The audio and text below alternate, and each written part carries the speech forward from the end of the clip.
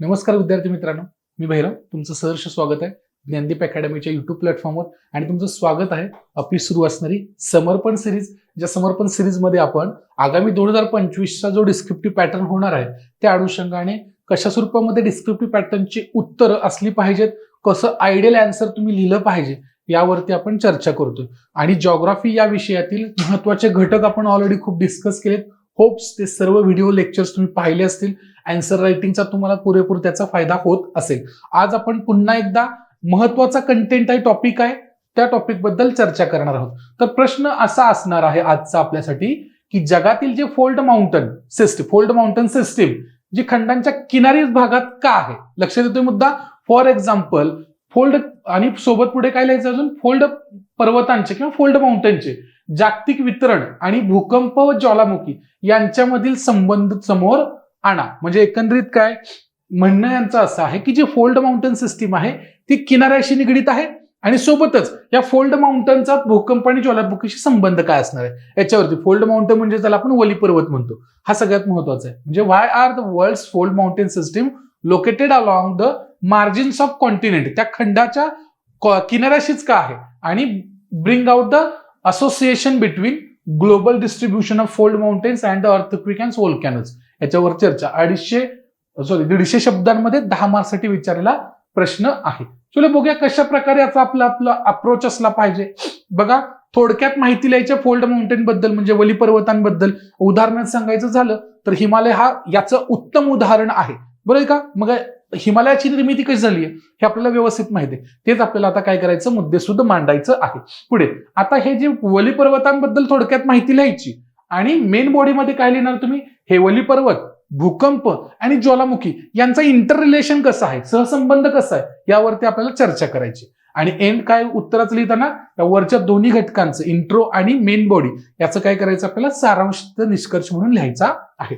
बघा आता याच्यामध्ये प्रश्न काय आहे हे प्रस्तावनेमध्ये लिहिताना वली पर्वत असे म्हणजेच फोल्ड माउंटन यांची निर्मिती कशामुळे होते, तर ही जे प्लेट टेक्टॉनिक थेरी जी आहे, दोन खंड एकमेकांना, प्लेट्स एकमेकांना धडकणे आणि त्याच्यामुळे खडकांचे जे थर असतील त्या थरांचं काय होतं, एकमेकांना धडक झाल्यामुळे ते दुमडतात, उंचावले जातात आणि या फोल्ड माउंटेनची किंवा या वली पर्वतांची निर्मिती होते, बरं आहे का. एकंदरीत आपल्या हिमालयाबद्दल जर चर्चा करायची झाली तर आपण काय म्हणू शकतो, ज्यावेळेस भारतीय महाद्वीपाची किंवा भारतीय प्लेट जेव्हा युरेशियन प्लेट सोबत धडकली. बघा मी इथं ड्रॉ करतो, समजा मी तुम्हाला इथं दाखवायचं झालं तर कशा स्वरूपाचं येईल. बघा हा समजा युरेशिया प्लेट आहे, बरं आहे का.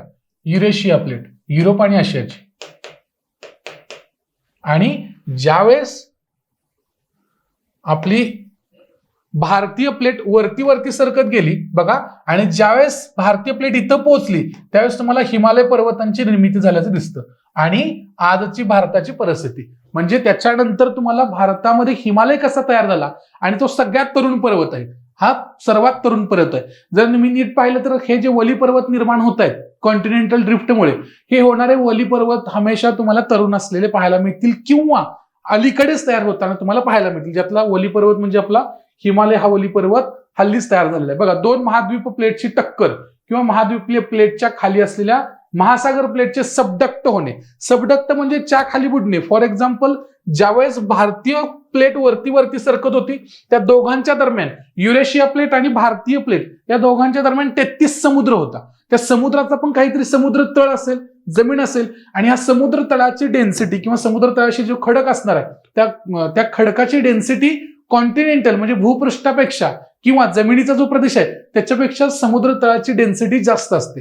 त्यामुळे ज्याची डेन्सिटी जास्त ऑब्व्हियसली आहे लो डेन्सिटीचा पदार्थ हायर डेन्सिटीच्या पदार्थाच्या वरतीच असतो. त्यामुळे हायर डेन्सिटीचा पदार्थ खाली राहतो. ज्यावेळेस दोन प्लेट सोबत येतील, समजा ही जमिनीची आहे म्हणजे भूपृष्ठ आहे, कॉन्टिनेंटल प्लेट आहे, बरं आहे का, कॉन्टिनेंटल क्रस्ट आहे युरेशियाचा, आणि ही काय आहे भारताची प्लेट सरळ सरकते आणि मध्ये 33 समुद्र आहे. या 33 समुद्राचा जो समुद्र तळ आहे, आता हा समुद्र तळ जो असेल हा समुद्र तळ काय होतोय, खाली सरकतोय. समुद्र तळ काय होतोय, खाली घुसतोय. म्हणजे फॉर एक्झाम्पल मी तुम्हाला इथं नमूद सांगतो, देर आर म्हणजे यांचे टाईप आहेत एक प्रकारे. कोणत्या कोणत्या दोन महाद्वीपांची टक्कर होऊ शकते? कॉन्टिनेंटल कॉन्टिनेंट होऊ शकतो, ओशियन टू ओशियन होऊ शकतो आणि ओशियन आणि कॉन्टिनेंट होऊ शकतो. त्याच्यापैकी ज्या सुरुवातीला हिमालयाचा पीक तयार झाला त्यावेळेस तुम्हाला लक्षात येऊन जाईल की त्यावेळेस हा जो समुद्राचा तळ होता तो सबडक्ट झाला युरेशिया प्लेटच्या खाली, आणि जो गाळ साचला असेल, गाळाचं सेडिमेंटरी असतील ते उंचवून पहिला हिमालयाच्या ट्रान्स हिमालय तयार झाल्याचं लक्षात येऊन जाणार. एक फॉर एक्झाम्पल साठी तुम्हाला सांगतो, आपल्याला फक्त हिमालयावरती चर्चा करायची नाही, आपल्याला सर्व जे वली पर्वत आहेत त्यांच्यावर चर्चा करायची आहे. बघा, ज्यावेळेस दोन महाद्वीपीय प्लेटची टक्कर किंवा महाद्वीपीय प्लेटच्या खाली कोणती प्लेट आहे रे?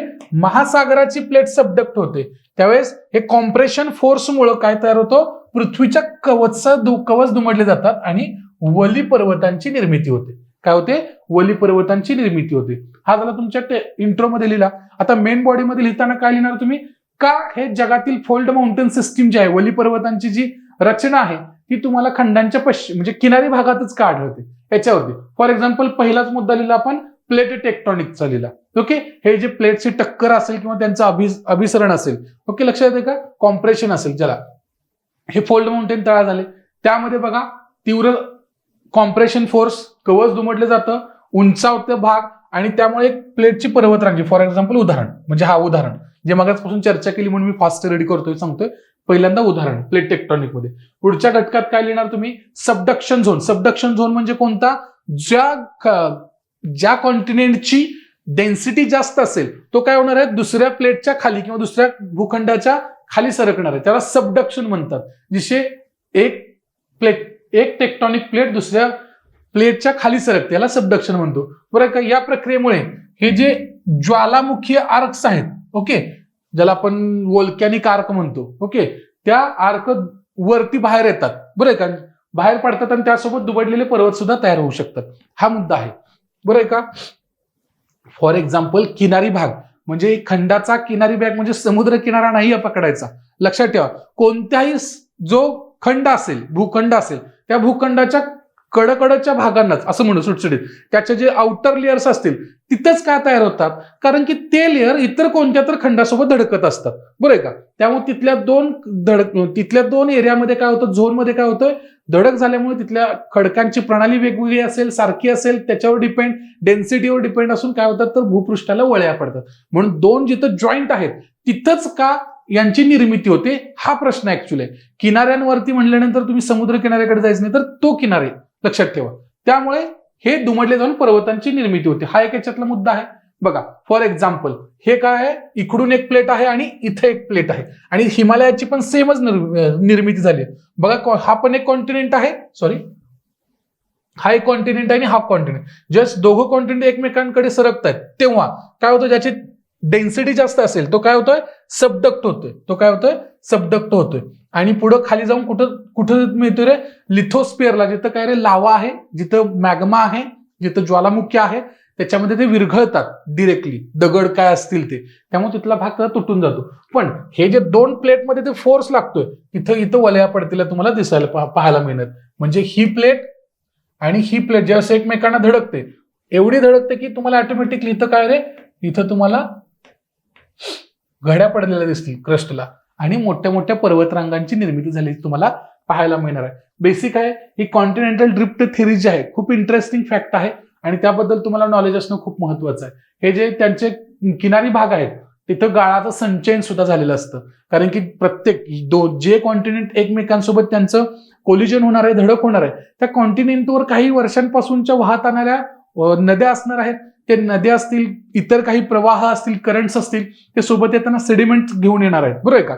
आणि त्या गाळाचं संचयन होईल आणि ज्यावेळेस पहिल्यांदा दोघांची धडक होईल प्लेटची, त्यावेळेस पहिल्यांदा ह्या गाळाचे डोंगर तयार होतील, गाळाचे पर्वतरांगा तयार होतील आणि मग त्या भूपृष्ठाला वळ्या पडायचं काम होईल. लक्षात येते का? आणि हे यांचंच काय होतं? पर्वत तयार होतात, वली पर्वत तयार होतात, गाळात संचयित थराचे. हा सुद्धा याच्यातला मुद्दा. आणि पुढे काय दिलं याच्यामध्ये बघा, फॉर एक्झाम्पल आहे अँडीज पर्वतरांग. ही कशामुळे तयार झालेली आहे? तर दोन्ही खंडांमधल्या ज्या नद्या आहेत त्या नद्यांनी वाहून आणलेले सेडिमेंट्स असतील, गाळ असतील, त्यांचा इम्पॅक्ट आहे की ज्यामुळे हे तुम्हाला अँडीज पर्वत पाहायला मिळतील. फॉर एक्झाम्पल कॉम्प्रेशन आणि उत्तान, हे जे प्लेट टेक्टॉनिक, आपण ही जी प्लेट टेक्टॉनिक थिअरी आपण अभ्यासतोय यामध्येच जे खडकांचे थर आहेत या खडकांच्या थरांचं काय रे संक्षेप, कॉम्प्रेशन आणि उत्थान या किनारी भागातच घडून येतं. म्हणून आपलं इथं काय रे वेगवेगळ्या शक्तींमुळे हे कवच दुमडतात, म्हणजे ज्याला आपण काय म्हणतो त्यांच्या फोल्ड वळ्या तयार होतात आणि तिथं पर्वतांसारखी वेगवेगळ्या आकृत्या किंवा स्थलाकृती तयार होत असतात. बघा मी मराठीत सांगण्याचा प्रयत्न करतोय, म्हणजेच काय दगडांची संरचना सुद्धा इथं महत्वाची आहे. खडक कोणत्या प्रकारचा आहे, खडक जर सॉफ्ट असेल तर नॉर्मली जो सॉफ्ट खडक आहे तो वरती जाईल, जो कठीण असेल ज्याची डेन्सिटी जास्त असेल तो खडक खाली सरकेल.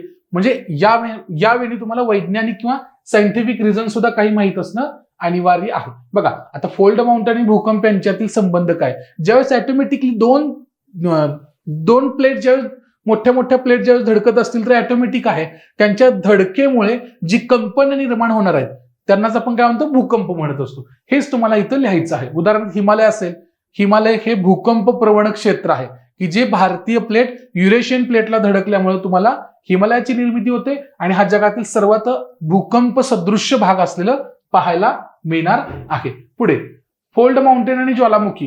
फॉर एक्झाम्पल सेम जिथं फोल्ड माउंटेन असेल तिथं ज्वालामुखीचं अस्तित्व असणार आहे, कारण की जे सबडक्ट होणाऱ्या प्लेट्स आहेत ज्यावेळेस त्या सबडक्ट खाली होतात त्या कुठपर्यंत पोहोचतात, लिथोस्पियर पर्यंत पोहोचतात. लिथोस्पियरच्या खाली पोहोचतात अस्थिनोस्पियर पर्यंत. आणि ज्यावेळेस अस्थिनोस्पियर सोबत त्यांचा कॉन्टॅक्ट होतो ऑटोमॅटिकली कशाला चान्स मिळतो, अस्थिनोस्पियर मध्ये तुम्हाला ज्वालामुखी पाहायला मिळेल, ज्वालामुखी मॅग्मा, तो मॅग्मा वरती येण्याचे चान्सेस जास्त असतात. म्हणून तिथं काय होतं ज्यावेळेस सबडक्शन होतं एखाद्या प्लेटचं त्यावेळेस तुम्हाला ज्वालामुखी पाहायला मिळतो. उदाहरणार्थ काय दक्षिण अमेरिकेच्या पश्चिम किनाऱ्याजवळ असणार आहे. पुढं अँडीज पर्वतचा पण उदाहरण तुम्ही देऊ शकताय, बरोबर का. सबडक्शन क्रिया जिथे येते दोन प्लेटच्या सबडक्शनची क्रिया तिथे तुम्हाला हे पाहायला मिळणार आहे. फॉर एक्झाम्पल बघा दक्षिण अमेरिकेच्या प्लेटच्या खाली असलेली नाझका प्लेट, हिचं नाझका प्लेटचं काय झालं सबडक्शन झाले आणि या सबडक्शनमुळे काय होतं इक्वेडोर मधील सक्रिय असणारा कोटोपॅक्सी आणि तुंगुरहुआ हा ज्वालामुखी किंवा या ज्वालामुखींची शृंखला आहे ही त्याची उदाहरण आहेत. हा मुद्दा तुम्ही लक्षात ठेवणं अनिवार्य आहे. बघा आणि कन्क्लुजन मध्ये काय लिहिणार, हे जे महाद्वीपाच्या प्लेट आहेत त्यांच्या मार्जिनवर हे जे फोल्ड माउंटेन सिस्टीम तयार होते तर त्याच्यावरती आपण जो सिद्धांत आपण लिहिलेत त्या सिद्धांतावरती बघा सगळ्यात महत्वाचं कुठं घटक घडून येतो हा लिथोस्पियरचा. त्या लिथोस्पियरच्या हालचाली तुम्हाला लिहिणं, लिथोस्पियरची हालचालींमुळे किंवा या लिथोस्पियरच्या स्ट्रक्चरमुळे हे वली पर्वत तयार होतात. पुढे बघा या पर्वत रांगा ज्या आहेत त्यांचा भूकंप असेल किंवा ज्वालामुखींशी कसा संबंध आहे याच्यावरती आपण लिहिलं, म्हणजे मुद्दे लिहिले. फॉर एक्झाम्पल इंटरॅक्शन बिटवीन पर्वतरांगा, भूकंप आणि ज्वालामुखी. आणि हे कशामुळे घडतंय तर प्लेट टेक्टॉनिक्समुळे घडतंय, बरोबर आहे का. सोबतच काही इतर मुद्दे असतील ते पण याच्यामध्ये लिहा आणि तुमच्या उत्तराचं इथं तुम्ही शेवट करू शकता. बघा प्रश्न कसा वाटला आवर्जून कमेंट करायला विसरू नका.